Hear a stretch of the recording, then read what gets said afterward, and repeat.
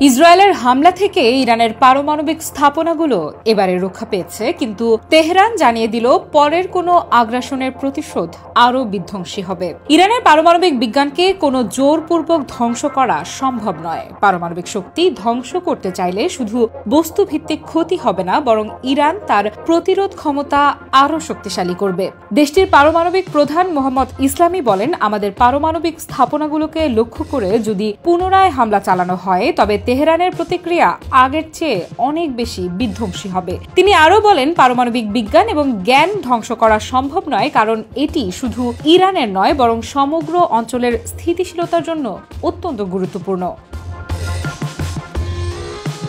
তিনি উল্লেখ করেন, 13 জুন ইসরায়েল সেফগার্ডেড নিউক্লিয়ার ফ্যাসিলিটিজে হামলা চালিয়েছিল, কিন্তু ইরানের সশস্ত্র বাহিনী সেই হামলার প্রভাব নস্যাৎ করেছে। ক্রিমিনালদের ভয় এবং আধিপত্য আমরা ভেঙে দিয়েছি এবং আমাদের প্রতিক্রিয়া স্পষ্ট ছিল। যদি তারা আবার কোনো ভুল করে, প্রতিক্রিয়া আরও বিধ্বংসী হবে। ইসলামী ইসরায়েলের কর্মকাণ্ডকে IAEA এর ইতিহাসে নজিরবিহীন এবং জাতিসংঘের সংবিধানের আর্টিকেল 2-4 লঙ্ঘন হিসেবে অভিহিত করেছেন। তিনি যুক্তি দিয়েছেন যে আন্তর্জাতিক সংস্থা এবং নিরাপত্তা পরিষদ রাজনৈতিক চাপের কারণে এই হামলার বিরুদ্ধে দৃঢ় অবস্থান নিতে ব্যর্থ হয়েছে। এই ব্যর্থতা সরাসরি পারমাণবিক সংরক্ষণ এবং নজরদারি ব্যবস্থার উপর প্রভাব ফেলেছে।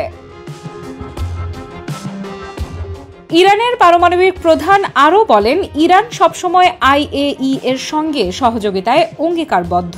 আগের ডিরেক্টর জেনারেলের রিপোর্ট গভর্নমেন্ট 2025/25 দেখিয়েছে যে কোনো নিরাপত্তা নিয়ম লঙ্ঘন হয়নি এবং কোনো পারমাণবিক অস্ত্র তৈরির প্রমাণ পাওয়া যায়নি। তবে রিপোর্ট 2015 সালের ফাইনাল অ্যাসেসমেন্ট এবং বোর্ড অব গভর্নর্সের সিদ্ধান্ত গভর্নমেন্ট 2015/72 এর কোনো উল্লেখ নেই, যা ইরানের জন্য হতাশাজনক। তিনি বলেন, IAEA এর কাছ থেকে আমরা চেয়েছি হামলার নিন্দা জানাতে, কিন্তু তারা নীরব রয়েছে। আমাদের পার্লামেন্টের আইন এবং জাতীয় নিরাপত্তার দিক বিবেচনা করে পরিদর্শন স্থগিত করা হয়েছে। এটি NPT থেকে ইরানকে প্রত্যাহার করে না। আমাদের সহযোগিতা নতুন ফ্রেমওয়ার্কে হবে, যেখান থেকে নিরাপত্তা নিশ্চিত করা সম্ভব হবে।